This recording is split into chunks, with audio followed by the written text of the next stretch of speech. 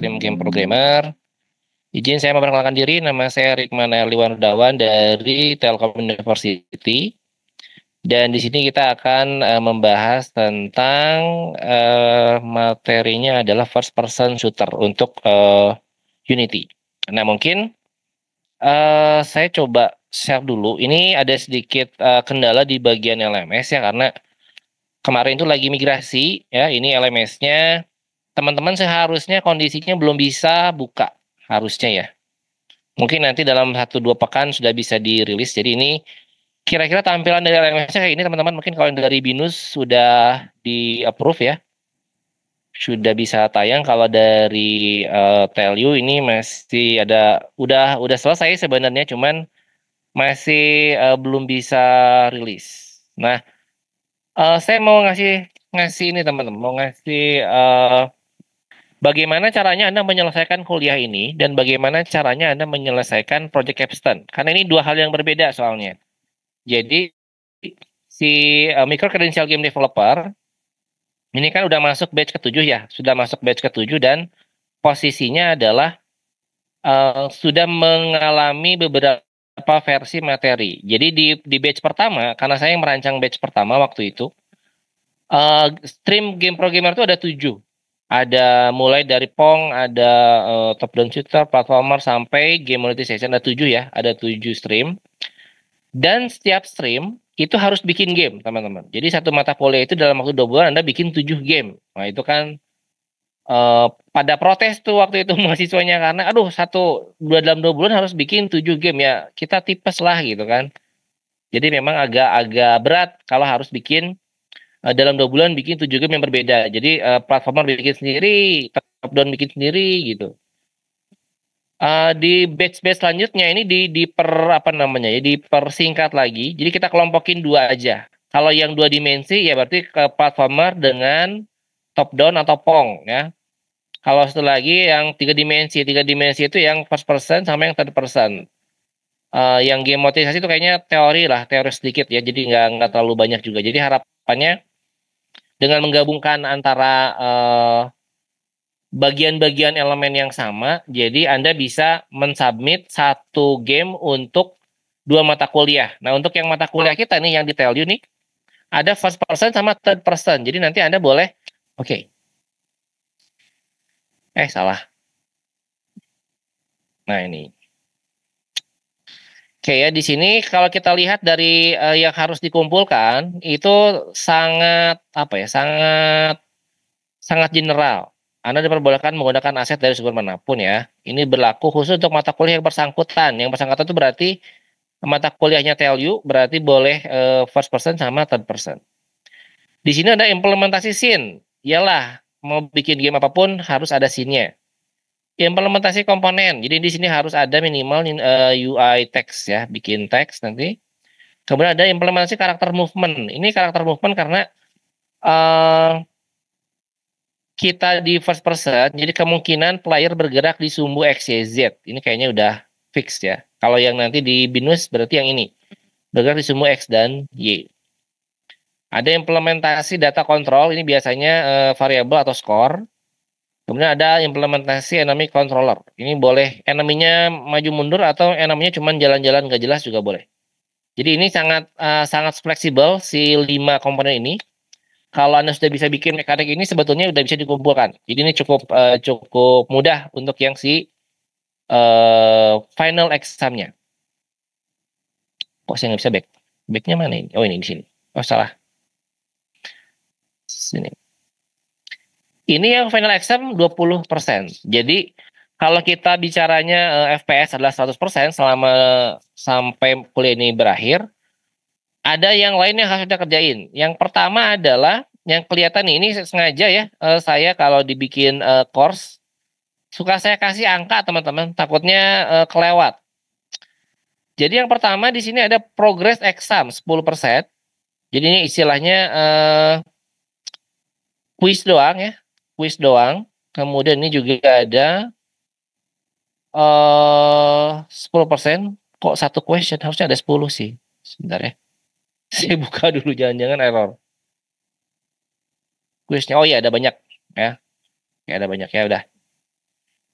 Jadi kirain satu question. Oke, jadi ada progres 1, progres 2 ya ini si kuisnya. Berarti kan ada 20 nih, ini 20%. Kemudian final exam 20% 40%. Poin kehadiran nanti jangan lupa teman-teman ini poin kehadiran 10%. Jadi teman-teman yang tadi sama Mbak Molin sudah dikasih presensi, jangan lupa diisi presensinya. Presensinya itu nilainya 10% juga. 10%, 10%, 20%, 10%, 50%. Terus sisanya di mana? Nah, sisanya nyelip-nyelip teman-teman. Ini hati-hati, agak susah nyarinya. Jadi pertama ada misalkan di sesi 3, bukan. Nah ini nih, sesi 2, pengenalan Pro Builder, tugas individu. Ini satu ini ya. Tugas individu 1, kemudian ada tugas individu 2, tugas individu 3, tugas individu 4, tugas individu 5, mana lagi ya? Tugas kelompok. Nah ini. Jadi sisanya yang lain itu bersembunyi. Bersembunyi di 5 kuis ya. 5 kuis ini berarti ini teh satu kuisnya 4% kalau saya nggak salah ya. Ini ada 4%, 4%, 4%, 4%, 4%. 4 kali 5, 20%. Yang tugas kelompok 10%. Jadi 30%. Tadi di bawah 50%, yang di sini 30%, jadi 80%. Yang 20%-nya adalah Project Caption Alpha, 80%. Ini yang Project Caption Alpha nanti yang Anda kumpulkan adalah porsi Anda di dalam timnya. Nanti pembentukan capstone akan dibikin bulan 1 bulan. Setelah 1 bulan baru kita bikin timnya. Nanti apa yang Anda kerjakan di dalam game itu bagian yang mana itu nanti Anda masukkan ke sini. Jadi itu ya teman-teman ya, bagaimana caranya Anda menggunakan course ini khusus untuk mendapatkan nilainya. Jadi nanti ada course yang memang sudah saya kasih tanda nih 10% ya. Ada course-course yang memang tersembunyi. Jadi memang harus Anda pantengin si LMS-nya supaya tahu di mana sih letak dari poin-poin penilaian. 1, 2, 3, 4 ini bentuknya kuis. Untuk yang ini nih, untuk yang tugas kelompok. Anda tugas kelompok ini sebetulnya bagian dari penelitiannya UT ya, Universitas Terbuka. Jadi buat teman-teman BINUS dan TELI sebetulnya nggak penting-penting banget sih. Jadi untuk yang tugas kelompok ini Anda bisa mengsubmit sama seperti yang Project Capstone Alpha. Nah ini. Jadi sebenarnya Project Capstone Alpha itu bukan 20% tapi 30%. Karena 20% di bawah, 10%-nya di atas yang tugas kelompok. Gitu teman-temannya. Jadi secara garis besar begitu penilaian dari yang FPS. Mudah-mudahan bisa diselesaikan. Nah, yang mau kita bahas sekarang adalah lebih ke cara Anda belajar di sini nanti setelah LMS-nya beres, dan cara Anda berkelompok. Ini mungkin agak susah. Untuk yang cara Anda belajar dengan menggunakan LMS, nanti kalau sudah LMS-nya rilis, Anda akan lihat LMS kita ini terdiri dari instruksi dan materi ya. Di dalam kalau instruksi itu biasanya hanya kata sambutan, seingat saya. Sambutan doang. Selamat datang di mata kuliah first person bla bla bla gitu ya. Kalau misalkan materi, ini ada 2 materinya. Ada materi dalam bentuk PDF dan materi berbentuk video. Ini mah boleh dilihat sendiri. Nah ini ya.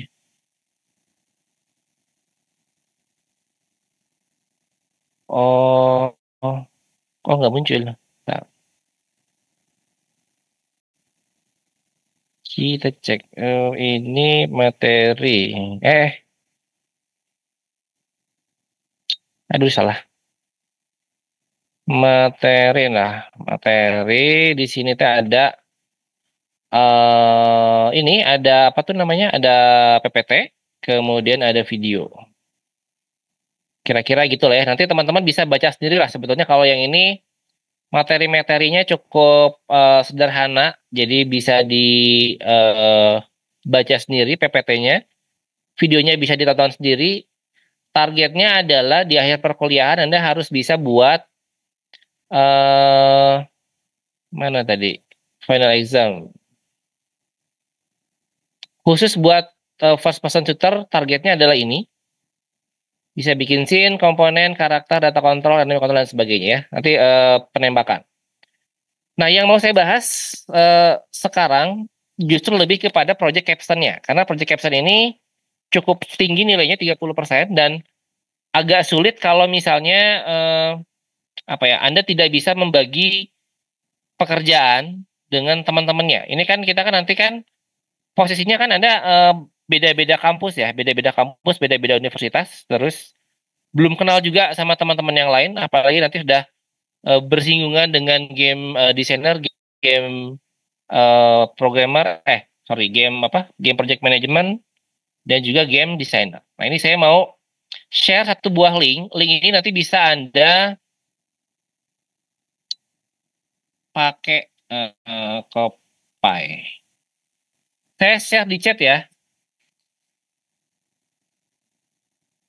Kok gitu sih? Benar gitu ya? Wait, salah.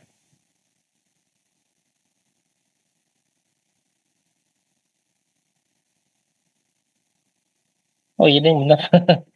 Emang benar gitu. Coba diklik linknya, bisa dibuka nggak? Boleh di chat yang udah bisa buka linknya. Nama nama linknya adalah Impact Learning Document. Jadi ini nanti yang akan kita coba jadikan rujukan di sini. Mungkin saya tanya ke siapa ya terdekat. Rizky Aditya, coba dibuka linknya bisa nggak? Rizky Muhammad Iqbal, Aryan, Bisa bisa? bisa dibuka Pak. Bisa, oke, sip ya. Nah, yang udah bisa dibuka, teman-teman silakan lihat dokumennya. Di sini ada kumpulan dari link. Yang pertama ada game director, game designer, game artist, dan game programmer ya. Ini yang augmented reality boleh Anda cuekin. Nanti kita akan coba buka yang game programmer ya. Tapi sebelum kita membuka yang game programmer, teman-teman, kita akan lihat dulu yang game designer dulu ini ya. Kita buka dulu ini. Pak, kita kan game programmer. Kenapa kita bukanya harus ke game designer? Ya karena game programmer nggak bisa jalan kecuali ada game designer. Jadi jangan langsung tiba-tiba karena saya game programmer, saya maunya game programmer gitu ya. Jangan, nggak boleh.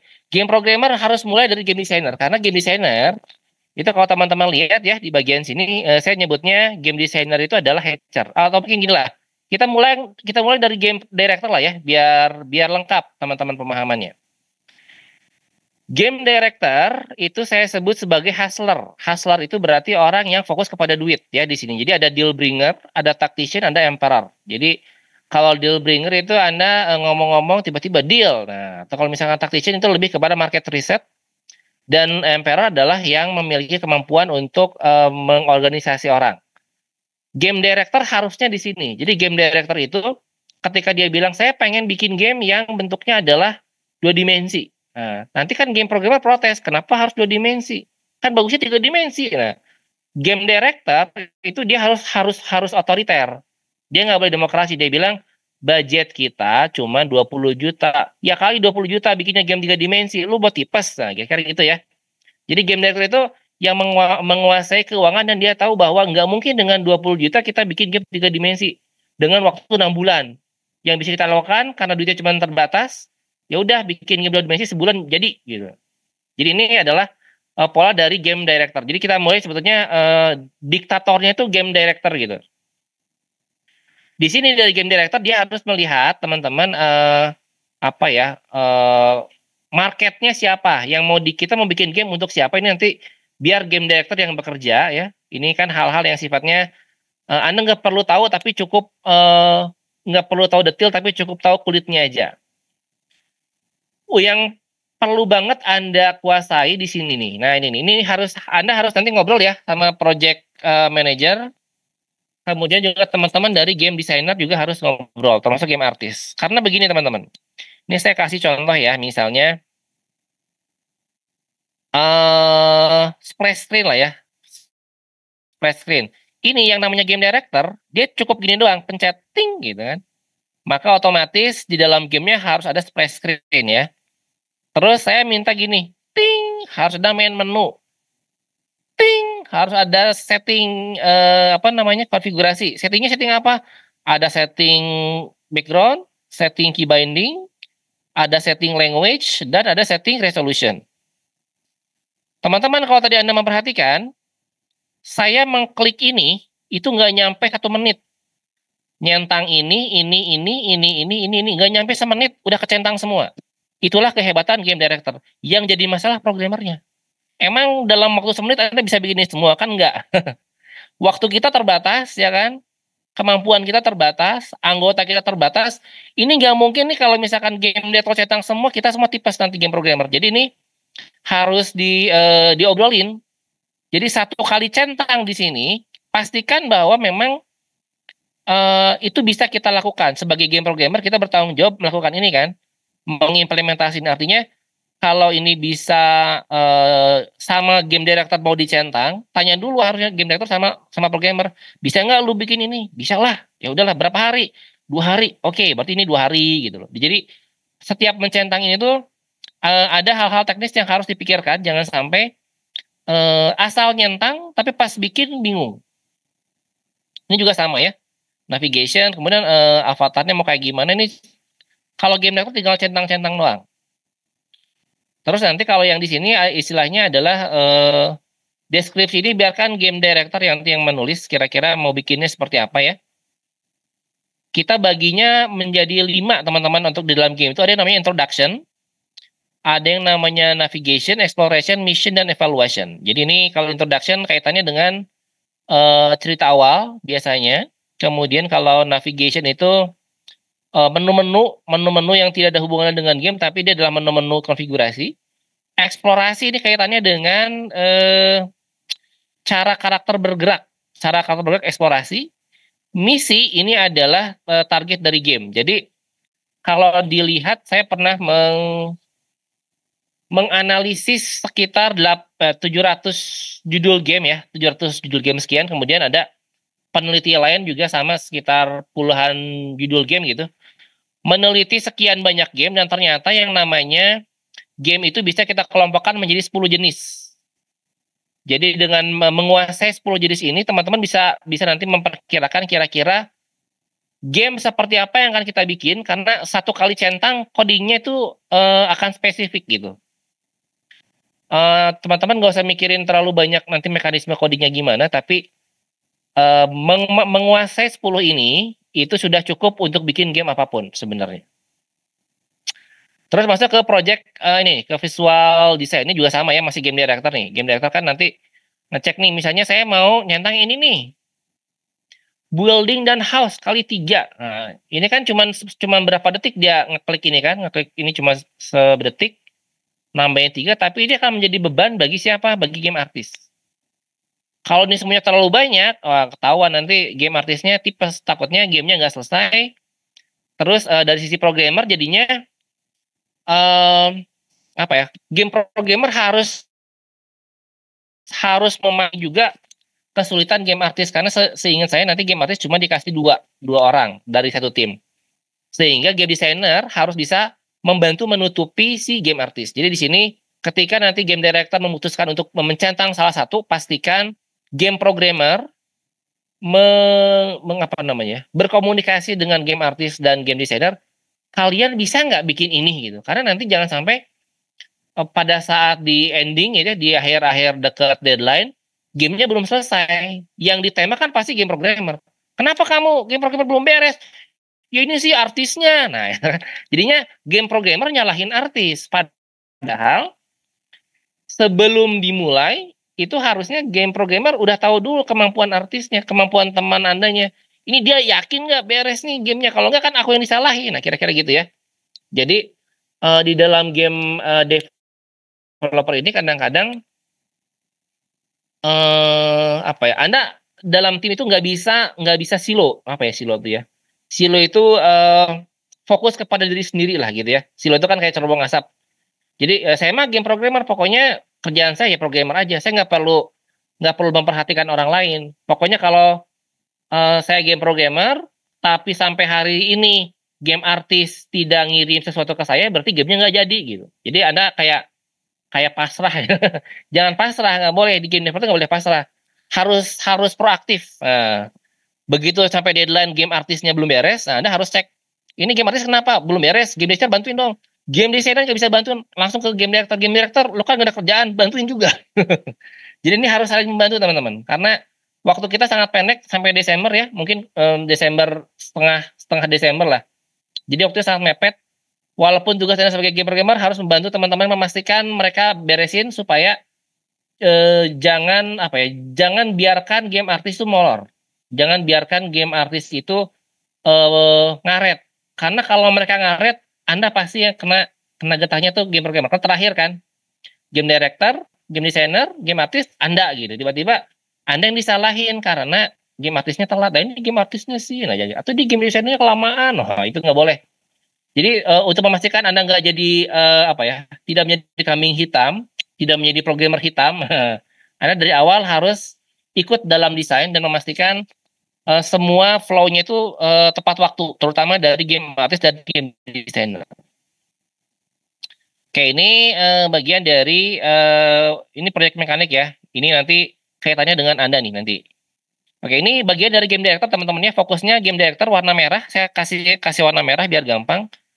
Game director warna merah, hustler kaitannya dengan uang dan manajemen waktu. Yang kedua adalah hatcher. Nah, ini hatcher adalah yang ada di bagian game designer. Ini yang penting. Jadi game designer ini teman-teman berbeda dengan game artis. Ini masih banyak yang keliru ya. Disangkanya game designer game artis. Nah, ini salah. Ini harus saya luruskan supaya tidak.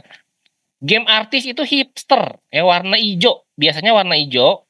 Sebenarnya bukan warna hijau sih, warna kuning harusnya. Harusnya warna kuning kalau nggak salah. Hipster itu warna kuning. Dia fokusnya adalah menggambar aset, menggambar aset. Baik itu dia sebagai content creator, UX, atau memang fokusnya adalah digital asset. Ini biasanya untuk hipster. Game designer itu posisinya adalah separuh dari hustler, separuh dari hipster, atau separuh dari hacker. Jadi game designer itu warnanya ungu karena campuran. Dia campuran merah biru atau merah hijau. Jadi agak-agak agak-agak nggak jelas lah ya. Makanya di dalam studio game biasanya game designer hanya boleh posisi game designer hanya boleh dimasuki oleh orang-orang yang pernah jadi programmer atau pernah jadi artis. Contohnya ini ya. Namanya saya sebut lore master. Lore master berarti narrative designer. Ini artinya dia separuh hustler, separuh lagi adalah hipster. Dia ngegambar, apa namanya, melakukan penceritaan. Yang ini adalah Evolvion. Jadi dia adalah gameplay arsitek. Jadi dia separohnya adalah hustler, separohnya lagi adalah hacker. Dia bikin apa tuh namanya? Bikin kumpulan mekanik. Nah, satu lagi ini murni hustler sama memahami hipster dan hacker. Jadi dia skill orchestrator. Jadi ya apa yang apa namanya? Merangkul teman-temannya lah ya supaya dia bisa melihat siapa yang jago ngoding, siapa yang jago ngegambar, digabungin supaya mereka nggak berantem dan bisa menghasilkan satu game yang bagus. Kira-kira gitulah. Hatcher itu kan istilahnya penelur, menetaskan telur. Nah, di sini teman-teman kita akan ada beberapa banyak yang poin-poin dari game designer yang ini nanti akan menjadi masukan buat Anda juga. Nanti kita akan sama-sama coba ya. Nah, yang pertama misalkan splash screen ya. Splash screen itu kira-kira tampilannya gini lah. Ada publisher logo, kemudian ada misalkan developer logo dan partner logo. Untuk yang program kita nanti yang di Project Capstone, Anda harus masukin yang pertama adalah logo ICE. ICE Institute sama logo apa? MEP ya, Mitra Edukasi Pratama, baru kemudian logo kampus masing-masing. Jadi di game awalnya pertama kali muncul logo itu. Kemudian yang kedua ada background dan main menu. Di sini untuk background ya, Anda boleh pilih salah satu. Yang paling gampang adalah ini, dark area. Jadi benar-benar gelap, nggak ada gambar apa-apa, terus kasih kasih judul. Tapi jelek sih ini. Mending saya sarankan yang ada karakternya. Nah, nanti teman-teman ini harus ketika Anda memutuskan yang ini misalnya ya, ini mau saya centang nih, kayaknya ini saya bagus nih, suka yang ini. Berarti sebagai game programmer Anda harus menghubungi artis. Oh ya artis, saya nanti bikin main menu, kira-kira tampilannya begini. Kamu karakternya siap kapan? Ini menunya, title areanya kapan apa namanya dibikin. Nah sambil nunggu artisnya selesai, kita bisa gunakan UI kosong di sini. Jadi Anda jangan karena artisnya belum beres nih ngegambar, Anda nggak ngapa-ngapain, ini sininya kosong, nggak boleh. Jadi tetap aja Anda harus menggunakan apa ya, gambar seadanya untuk memastikan bahwa kira-kira nanti kalau gambar dari artis sudah beres, saya tinggal ganti gambar. Nah kira-kira gitu ya cara kerjanya. Jadi nggak, walaupun nunggu artis, bukan berarti di scene ini kosong, harus dibikin juga tetap. Ya ada main menu ya, main menu ini standar nih menunya, boleh di tengah, di kiri atau di kanan, kiri kanan kiri kanan kiri kanan. Kemudian ini authentication kayaknya nggak perlu ya. Seingat saya ini di ICE itu tidak ada keharusan untuk membuat game Anda memiliki user register, jadi nggak usah. Ini konfigurasi ya salah satu lah ya. Sehingga saya minimal ada ini sih, matiin suara ini gampang. Terus cutscene. Nah, ini juga nih masalah teman-teman ya. Ini masalah. Ini sebenarnya masalah artis sih sebenarnya. Ini masalah artis, masalah desainer dan artis. Cuma teman-teman programmer juga harus tahu ketika teman-teman artis itu bikin bukan artis, desainer ya berarti ya. Desainer itu bikin cerita, kemudian sama artis dibuatkan animasi. Ini kendala dari batch-batch yang lalu ya. Kebanyakan dari mereka pengen bikin yang ini, cinematic movie. Jadi kalau bikinnya cinematic movie itu enak teman-teman. Dari programmer enak, tinggal ngedrag video selesai. Toh videonya udah jadi, udah ada video, udah suara. Yang jadi masalah ternyata bikin ini lama. Jadi tenaganya artis, tenaganya desainer terkuras di sini. Padahal ini bukan gamenya, ini kan cuman film gitu. Jadi saran saya nanti teman-teman ya, nanti pada saat project capstone udah dibikin ya, silakan diobrolin bagusnya. Saran saya sih jangan bikin ini kalau kelamaan bikinnya. Saran saya bikinlah kayak gini. Kalau kayak gini kan berarti tidak ada ini ya, tidak ada animasi. Game namanya solo leveling ya, solo leveling. Ini coba dilihat. Si solo leveling itu ceritanya itu dalam bentuk komik-komik aja. Jadi komik tiba-tiba muncul satu gambar, cerita muncul satu gambar gitu. Itu memang di artis lebih ringan karena dia cuma ngegambar, dan di programmer ada effort sedikit untuk membuat animasi twin ya. Jadi twin itu berarti bergerak dari kiri ke kanan, atas ke bawah gitu. Jadi ini rekomendasi saya kalau misalkan artisnya kelamaan jangan bikin cinematic movie. Nah, nah ini juga kendala dari teman-teman pada saat masuk navigation. Game kita itu kan punya kan cuma sampai Desember ya. Kita cuma sampai Desember. Belum pernah bikin game di Unity ya nggak apa-apa. Namanya juga kita sama-sama belajar. Dan karena kita sama-sama belajar, jangan bikin open world. Nah, kadang-kadang begitu tuh mahasiswa baru gitu ya, baru belajar game, tiba-tiba Pak, saya mau bikin game open world. Kenapa? Keren banget. Iya, keren. Tapi situ tipes ntar. Jangan yang gede-gede lah, bikin yang kecil-kecil dulu. Tapi jadi sampai Desember tuh selesai. Di sini saran saya rekomendasinya adalah basic 3 level. 3 level kebanyakan ya udah 1 level aja. Tapi 2 sama 3 dikunci. Gitu. Ini kan trik ya supaya nggak terlalu kecapean andanya. Jadi bikinnya levelnya 3, tapi 2 sama 3 dikunci.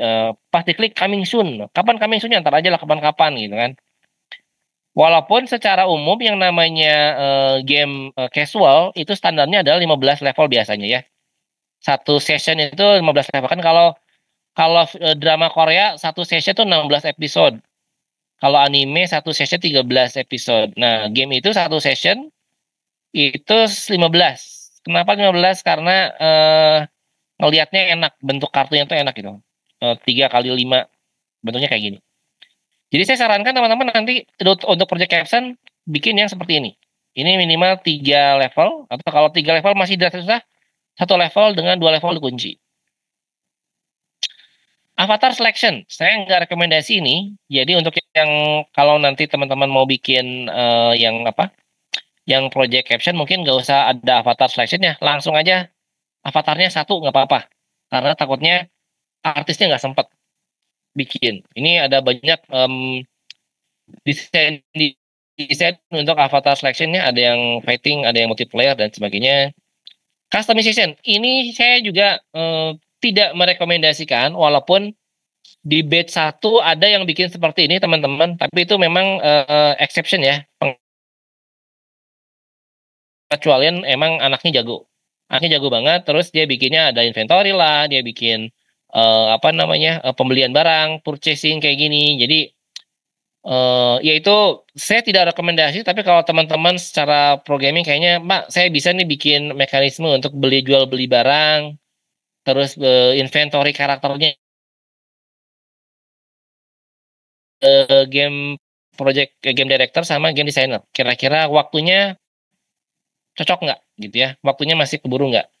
Ini agak agak susah, tapi kalau memang skill programnya jago kayaknya bisa. Leveling and crafting ini juga ada. Di B1 tuh ada yang bikin crafting, teman-teman. Aduh, ini amazing lah ya. Itu kebetulan si pemimpinya dari Binus ya, dan juga suka juga craftingan. Jadi memang diarahkan tim apa? Tim capsule-nya adalah membuat game tentang crafting. Itu cukup cukup stres sebetulnya, tapi hasilnya memang bagus dan jadi juara satu kalau saya nggak salah. Kemarin di batch 1 tuh jadi salah satu juara satu untuk kategori serious game. Tapi emang gamenya rumit banget sih, rumit banget. Ya crafting lah ya. Secara visual mungkin nggak kelihatan keren, tapi secara codingan itu luar biasa. Exploration design. Nah ini teman-teman, eh sebetulnya ini materinya untuk game designer, tapi teman-teman minta minta tolong diingatkan juga teman-teman game designer ya, karena saya nggak punya akses ke game design.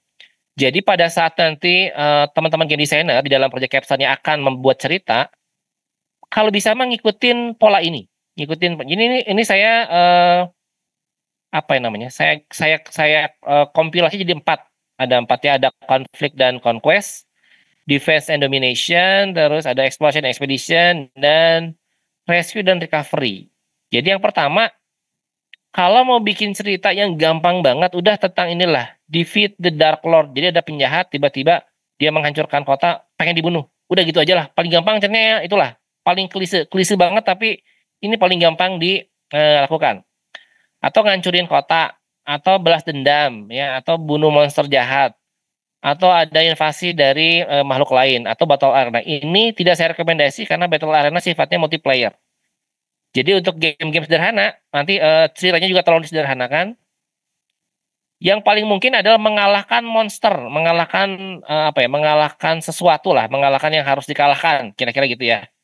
Konflik dan conquest. Atau yang kedua, yang paling gampang adalah ini, save the princess. Jadi ada putri diculik terus saya selamatkan. Itu klise banget, Pak. Emang benar. Tapi kan putrinya bisa kita ganti. Misalkan putrinya diganti menjadi mantan.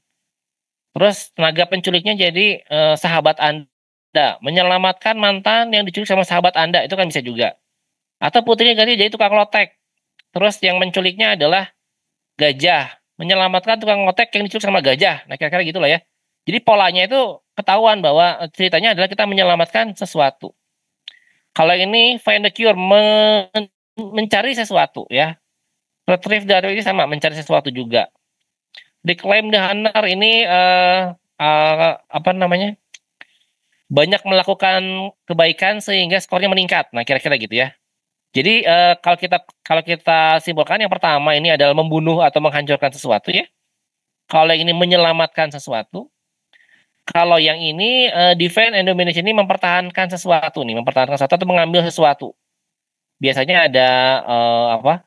Mencari eh apa ya istilahnya? Resource, mencari resource. Nah, ini kan bendera nih, mencari bendera. Terus bikin-bikin alliance. Biasanya kalau game-game strategi itu kayak gini nih, ngumpulin resource, bangun kingdom gitu. Jadi nggak tamatnya itu bukan membunuh atau menyelamatkan sesuatu, tapi kayak kita mengumpulkan sesuatu lah, mengumpulkan uang.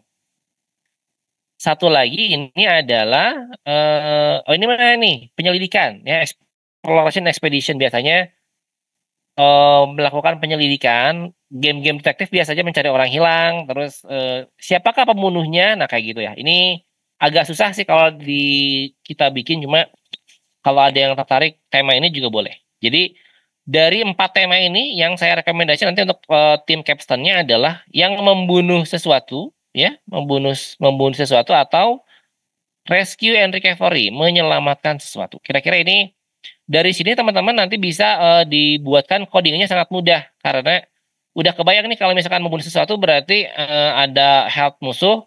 Kalau health musuhnya nol, tinggal kasih dialog Anda kalah. Gitu. Musuhnya kalah, Anda menang gitu kan. Tapi kalau rescue dan recovery berarti gimana caranya karakter ini bisa nabrak ke sini dan kalau udah ketabrak nih antara karakter sama si Putri nanti ada tulisan selamat, Putri berhasil diselamatkan. Kira-kira gitu. Jadi dengan menentukan storytelling foundation, dengan menentukan ini akan memudahkan Anda untuk ngoding karena jadinya nggak kemana-mana gitu si codingannya. Kita akan bikin game kira-kira seperti itu ya codingannya akan menyesuaikan. Ini ada UI dialog ya ini juga perlu teman-teman nanti diobrolin sama timnya. Saya rekomendasi untuk percakapan di dalam game adalah menggunakan yang ini. Visual novel dan animation. Visual 1, visual novel 2 ini kan ada visual novel dialog ya. Ini yang kiri ngomong, terus yang kanan ngomong gitu. Ini sangat berperan besar itu adalah si game artist untuk menyediakan ahatnya. Terus ini sama. Nah, ini kalau misalkan Genshin Impact, teman-teman ada yang main Genshin Impact, ini dialognya agak susah ya. Kita menggunakan dynamic kamera. Jadi kameranya dipindah-pindah tuh biasanya kalau Genshin Impact. Kalau lagi ngomong ini kameranya di belakang gitu kan. Terus dia muter sedikit, pindah lagi ke tengah. Siapa lagi yang ngomong, kameranya bergerak. Ini agak susah. Dan bentuknya adalah 3 dimensi. Percakapan visual dialog tapi menggunakan 3 dimensi dengan kamera yang berpindah. Ini tidak saya rekomendasi karena agak ribet sebetulnya. Yang ini aja. Saya rekomendasi yang ini yang gampang. Terus, nah ini eksplorasi ya teman-teman. Ini sengaja bagian locomotion ini saya kasih bentuknya platformer. Jadi memang direkomendasikan juga sih kalau karena kita waktunya cuma sampai Desember. Ya kalau teman-teman mau bikin project capstone-nya adalah yang platformer sebaiknya iya karena paling gampang dibikin ya. Ini udah saya kasih beberapa ya standar yang harus Anda buat kalau misalkan bikin project capstone. Bisa bergerak kiri kanan, bisa loncat, bisa double jump, bisa lari, ya bisa ngedes, bisa loncat sambil ngedes. Ya bisa jongkok, bisa merayap, bisa sliding. Ini susah nih. Bisa manjat, bisa manjat apa nih loncat manjat, kemen atau bisa ngehook ini kayak Spiderman. Ini cukup banyak ya. Jangan tapi ini jangan di ini semua. Lagi-lagi ini kan bukan dokumen Anda ya. Ini adalah dokumennya game designer. Hati-hati ketika game designernya begitu ngeliat ini, wah kayaknya kita centang semua, centang, swing gitu kan bisa naik tangga, bisa apa nih? Passing tuh lempar bola ya, nge-aim dan sebagainya ini banyak banget. Termasuk bisa kalau di Genshin Impact atau game-game sejenis ya itu namanya gliding ya, glider. Jadi loncat tapi sambil ada parasut kecil. Bisa bersembunyi, bisa nyumput, ya bisa nyamar, bisa terbang, bisa teleport. Oh, banyak lah. Terus kalau Mobile Legends juga ini mungkin kalau game design ngeliat ini enak nih, kayaknya kita combo aja nih. Wah, kan kalau game design tinggal gini doang. Pokoknya saya mau nanti game capstone tiap kita ada kombonya. Ya dia ngomong doang. Ini yang susah, artisnya susah, programmernya susah. Nah apa namanya diobrolin. Kira-kira memungkinkan nggak kita bikin serangannya combo gitu. Nah, ini serangan loncat, serangan ke bawah, serangan muter-muter, tornado strike, cyclone slash. Oh ini banyak banget. Ini untuk yang kita teman-teman, untuk yang apa tuh FPS. Nah kita mungkin akan di sini. Yang penting ada karakter nembak jebret selesai gitu ya. Terus ini ada, oh ini ulti ya. Kalau di game-game zaman dulu tuh belum dikenal ulti apa? Ulti kayak Mobile Legends, ulti skill tuh belum dikenal banyak. Jadi biasanya ulti itu adalah memenuhi semua layar. Kalau di game dua dimensi zaman dulu begitu ulti dia satu layar penuh ada jurus-jurusnya. Nah ini ada kita di sini nih teman-teman dari sekian banyak tadi dokumen desain kita ada di sini. Dan mission. Nah, ini dia pembahasan yang nanti kita akan coba ya. eh Kita pertemuan keduanya hari apa ya? Hari Selasa juga ya, dua pekan depan ya. Nanti dua pekan depan kita akan coba membuatkan coding-coding untuk yang kaitannya dengan ini semua ya. eh Mission teman-teman ini saya kasih nama mission karena tapi nama aslinya adalah game tipologi. Nama aslinya imperatif game goal tipologi itu nama aslinya. Cuman terlalu panjang saya ganti jadi mission aja. Mission ini dari sekian 800.000 game yang ada di dunia ini ya, tapi baru teliti sekitar 800-an sama saya dan juga teman-teman yang lain. Bisa kita kelompokkan menjadi 10 jenis mission aja sebenarnya. Dan 10 jenis mission ini nanti akan berhubungan dengan bagaimana cara kita ngodingnya nanti. Yang pertama adalah remove boss. Nah, remove boss, remove object, develop number ya. Ini sebetulnya tiga hal ini sama semua teman-teman. Cara codingannya tuh gini. Ada sebuah collider ya di Unity itu namanya collider. Kalau collidernya nabrak collider player nabrak collider musuh, maka si musuh ini akan hilang. Nah, kira-kira gitulah gampangnya ya. Dua benda misalkan ada kubus, ada apa ya, ada spare gitu ya. Kalau kubus nabrak sama spare, kubusnya hilang.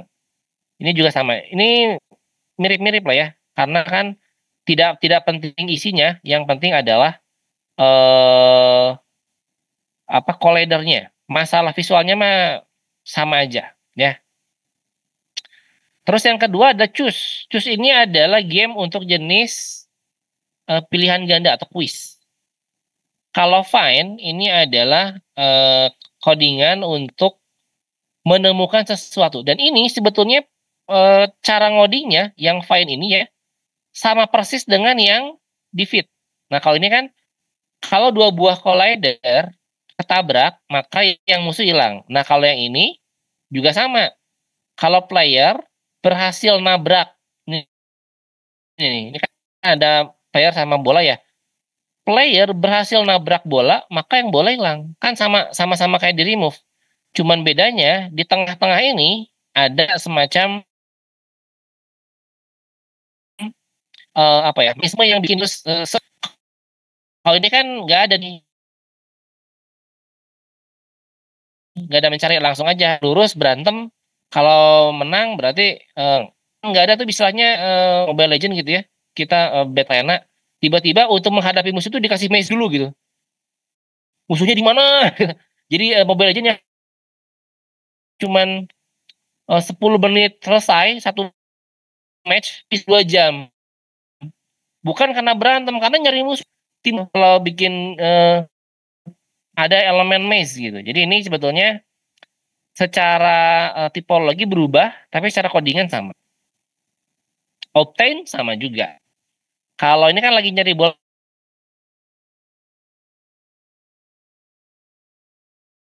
nih, karakter nyari bola. Kalau collidernya player Tengah-tengahnya nih beda. Tengah-tengahnya apa? Tengah-tengahnya ada loncat-loncat. Kan belum langsung selesai gamenya. Harusnya dalam jumlah tertentu. Nah ini kan ada bola ya. Di Black ini sebetulnya sama dengan ini. Develop number. Jadi ini harus harus ngebunuh kotak sampai 10 kotak baru menang. Kalau ini berhasil ngumpulin separuh bola gitu karena ada mekanik di tengah yang membuat seolah-olah ini game yang berbeda. Padahal ya gimana sama gitu aja sih sebetulnya.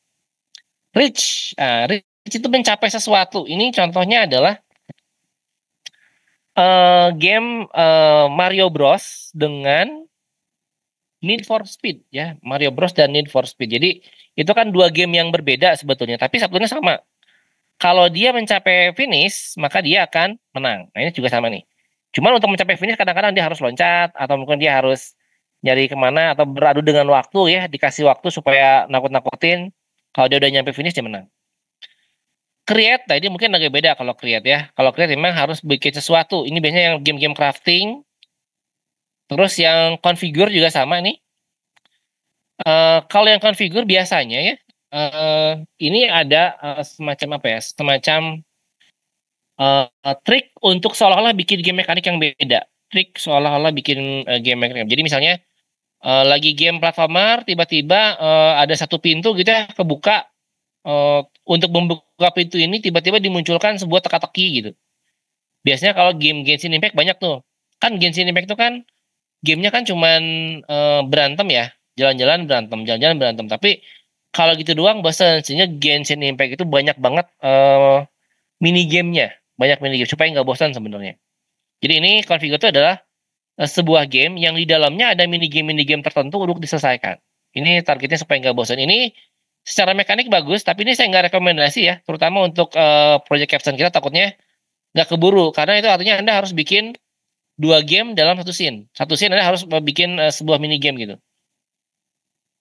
Takutnya nggak keburu. Ini solve juga sama ini juga mini game juga. Misalkan ini kan saya mau masuk pintu, tapi untuk membuka pintu harus ngambil kunci dulu. Nah ini kan berarti kan collidernya player tabrakan sama collidernya pintu, sama collidernya kursi, kunci.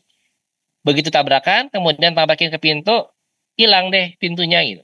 Ini secara mekanik akan sama dengan yang remove dan yang obtain tadi, cuman ini sifatnya adalah di bagian ceritanya dimasukin apa ya, semacam misteri-misterian supaya jadinya solve.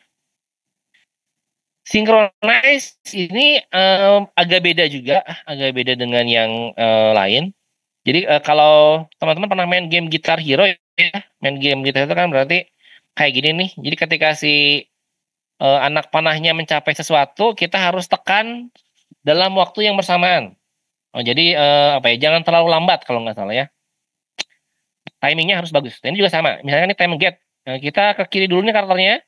Begitu ditekan, kemudian si pintunya kebuka, hanya dalam waktu 5 detik dia terbuka, kemudian dalam detik ke-6 dia ketutup lagi. Jadi kita setelah buka gate dalam beberapa detik harus nyampe bendera. Kalau enggak nanti ketutup.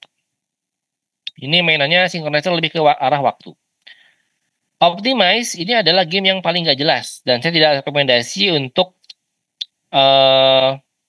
AMGD menggunakan game Optimize, yaitu game yang tujuannya adalah mencapai nilai setinggi-tingginya, nilai sebanyak-banyaknya sampai capek. Contohnya adalah game Flappy Bird. Flappy Bird itu tipologinya Optimize. Jadi si burungnya terbang terus ke kanan sampai skornya paling tinggi.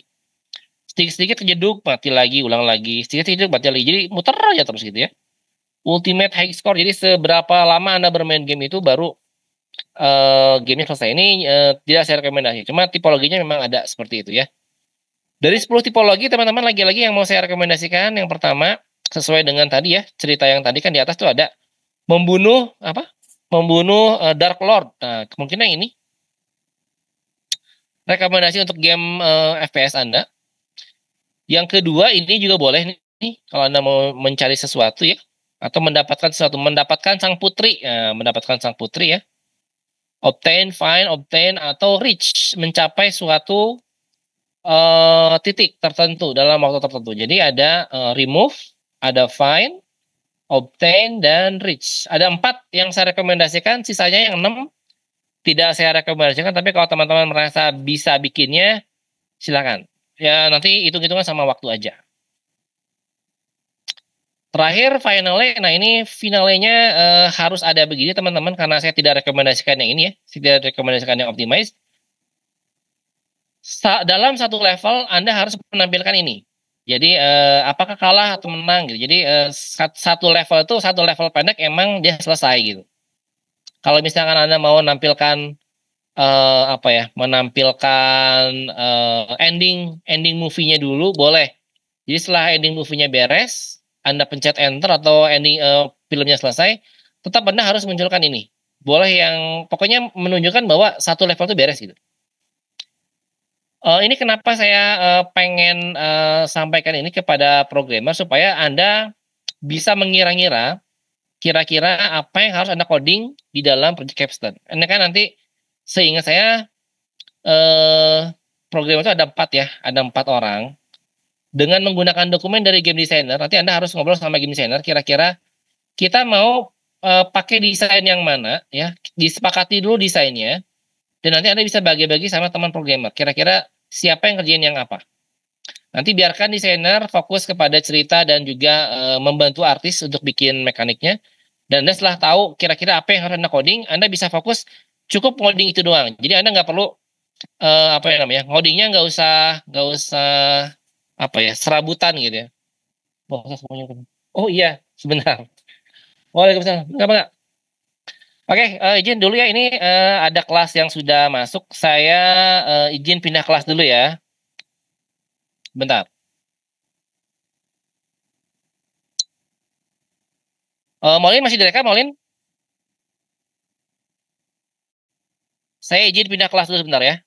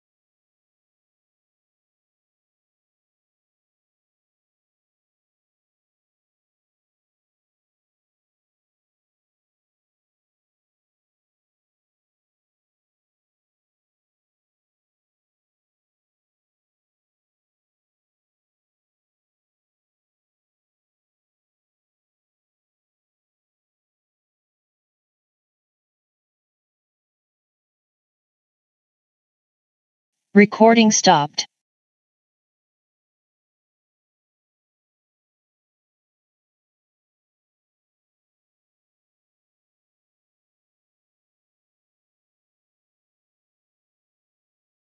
Recording in progress.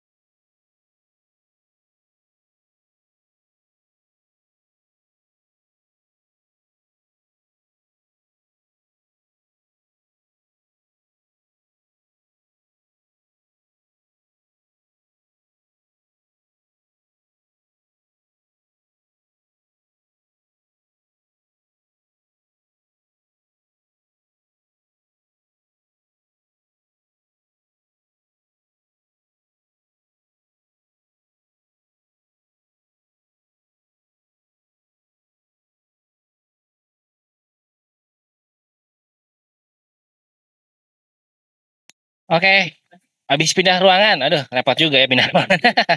Akan tunjukin beberapa hal yang kaitannya dengan programmer. Tadi kita udah lihat game director udah, kemudian masuk nggak ya? Tis. Ilu. Masuk nggak? Masuk. Salah. Masuk nggak? Halo. Masuk. Oke, sip. Thank you. Tadi sudah yang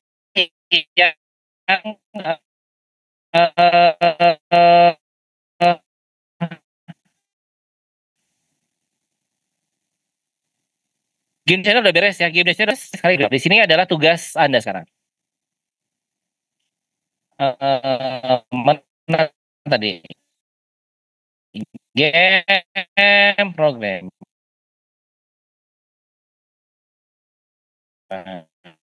Ya, ke game program.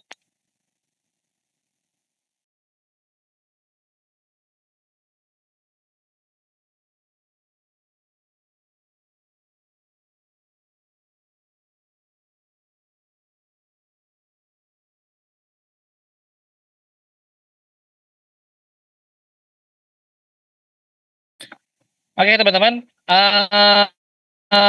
di sini di bagian yang game programmer, saya sangat rekomendasi teman-teman silakan masuk ke sini karena ini adalah jatahnya game programmer ya. Di sini ada, sebentar, saya coba share lagi ya. Kalau tadi ada yang kelewat, ada yang belum dapat linknya. Saya share lagi. Teman-teman, oh, putus. Bentar, bentar. Suaranya putus-putus. Sekarang kedengeran nggak? Halo, halo, halo. Halo, halo, halo. Halo, halo, halo, halo. Tadi saya pindah ruangan soalnya jadi putus-putus. Dong, putus-putus enggak?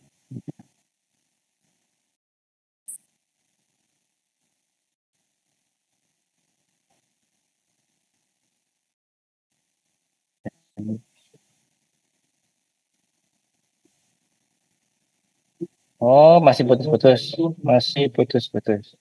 Oke.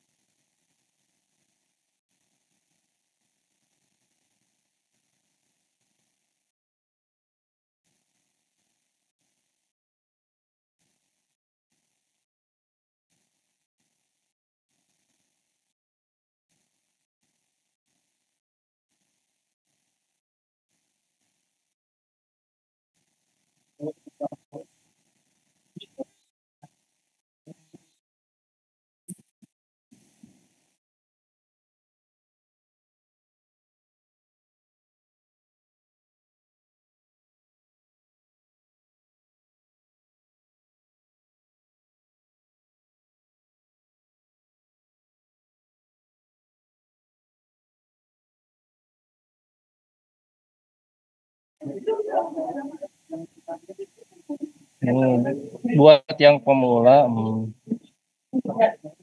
buat yang pemula baca yang section programming.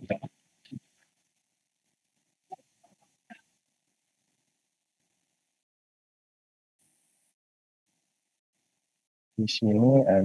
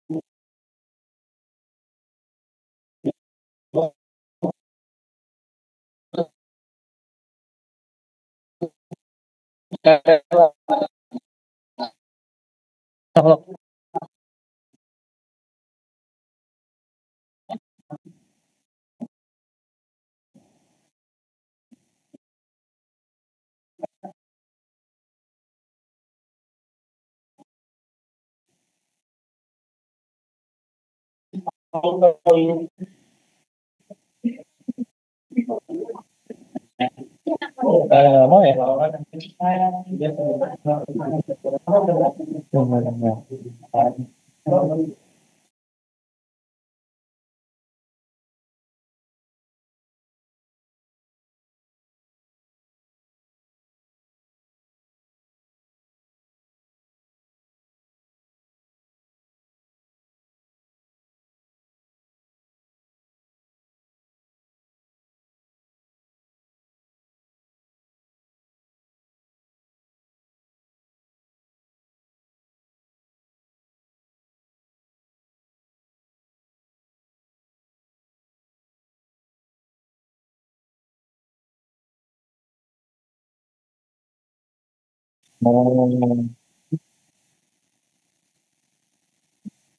Internetnya nge-lag.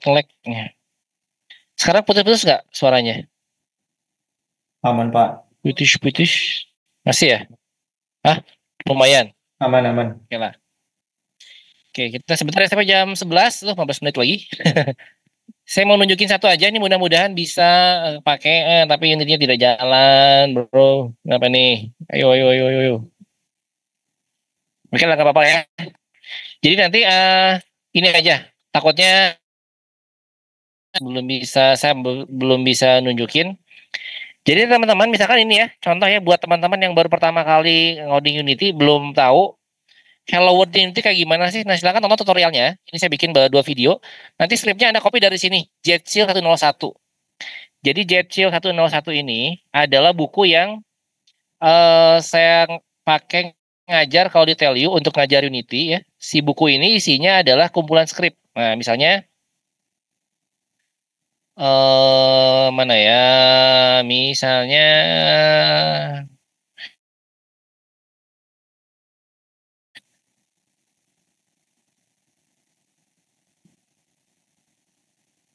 ini ada teori,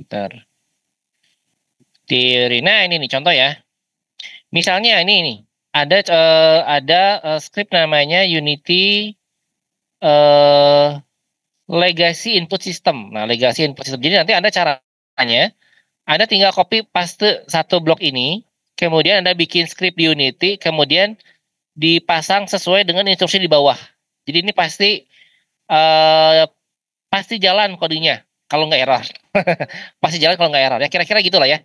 Jadi di sini ada sekitar 400 script lebih teman-teman. Anda udah bisa langsung dipakai. Kalau yang baru pertama kali belajar Unity disarankan Anda mainin atau belajar yang introduction. Tapi kalau misalkan baru pertama tapi kayaknya Pak kita pengen langsung aja bikin project capstone-nya, boleh. Tadi ingat ada gambar ini publisher logo ya. Gimana caranya tim Anda bisa Anda sebagai game programmer bikin publisher logo? Silakan nonton tutorialnya, silakan cari skripnya di Jetsil 101. Jadi tinggal ngikuti tutorial, ada skripnya copy paste beres. Harusnya bagian ini selesai dalam waktu kalau internet nggak nge-lag sekitar 10 menit Anda udah bisa bikin ginian.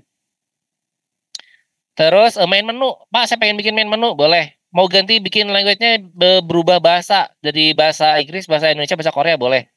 Di sini ada tutorialnya juga, sudah ada skripnya juga, tinggal dicari aja. Jadi harapannya pekan ini teman-teman ya, sambil Anda nanti belajar mandiri, Anda udah bisa bikin tahap awal nih.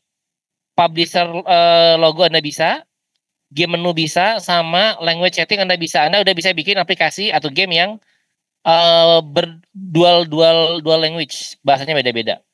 Ini nggak usah ya teman-teman, ini sekali lagi yang authentication Anda nggak perlu lakukan, tapi kalau Anda penasaran boleh diikuti. Tapi ini tidak masuk daftar yang saya rekomendasiin ya.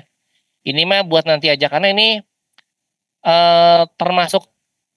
termasuk sulit lah ya, termasuk sulit untuk nyambung ke Microsoft Play Web.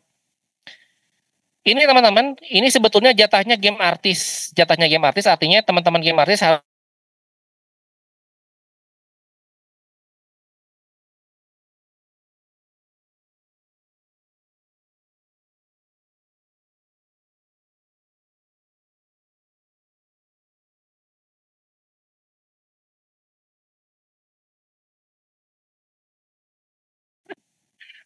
datar ini ya.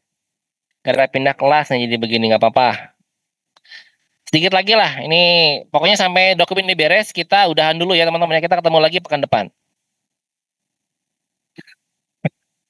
Ini jatahnya game artis sebenarnya tutorial ini teman-teman. Tapi buat teman-teman yang baru di Unity pemula silakan ikutan ini. Jadi di sini ada tutorial untuk bikin tiren, bikin tutorial untuk bikin animasi traffic dan sebagainya ya. Oke. Ini kenapa ngehang lagi? Oh enggak ya. Ini yang tadi saya bilang saya tidak rekomendasikan ini teman-teman ya. Saya sangat tidak merekomendasikan Anda bikin cinematic movie. Tapi kalau ada Anda yang ada penasaran, Anda merasa yakin dengan kemampuan teman-teman game artis Anda, silakan ikutin. Tapi saya nggak rekomendasi. Ini adalah sebuah tutorial untuk bikin animasi sinematik untuk game Anda. Jadinya bentuknya MP4 ya. Ini tutorialnya banyak banget dan skripnya gampang, tinggal Anda pasang di Jetchill. Pakai apa Kopas dari Jetchill. Cuma ini nggak saya rekomendasi, kelamaan takutnya. Level protection gampang ya, level protection juga gini gampang. Ini visual dialog teman-teman. Ini satu hal yang sangat-sangat saya rekomendasikan. Jadi kalau Anda punya waktu ya mungkin setelah Anda ngerjain dari splash screen sampai main menu, silakan nanti tonton video yang ini nih. Saya sangat rekomendasi untuk semua game capstone Anda harus ada mekanisme visual novel dialog. Ini kalau yang menggunakan Unity, nanti ini skripnya, ada skripnya juga udah ada di Jetchill ya, Jetchill 1.1, tinggal copy paste. Kalau yang pakai FriendPy ya, FriendPy nanti sama Pak Krisna atau Pak Kusno ya, Pak Krisna atau Pak Kusno nanti akan diajarin cara bikinnya. Itu skripnya agak beda sedikit. Bukan mata kuliah kita, tapi saya rekomendasi Project Capstone menggunakan platformer ya, biar gampang. Kalau FPS Anda bisa pakai ini cuman gampang banget lah, sekitar 15 menit kalau Anda ikutan YouTube-nya dan Anda copy paste dari sini bisa langsung. Ini saya coba refresh ya. Saya pengen nunjukin bahwa nyaris kakak kelas Anda di Telkom University terutama sangat-sangat menggunakan buku ini sebagai acuan coding. Jadi codingnya di copy paste dari buku ini. Nanti teman-teman kalau internetnya mungkin agak jelek ya. Nanti kalau yang teman bisa lihat bisa buka Jetchill-nya.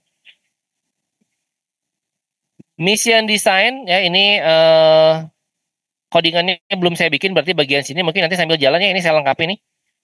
Terutama untuk codingan-codingan yang bisa dengan mudah Anda lakukan. Ini kayaknya belum, ini quiz udah ada teman-teman, buat yang mau bikin game quiz-quizan bisa. Kemudian ini apa nih? Find ya udah ada juga. Oh, ini apa sih? Obtain juga udah. Nanti sambil jalan ini baru 1, 2, 3 ya, baru 3 yang jadi, nanti sekitar 7 lagi berarti total tutorialnya sudah jadi.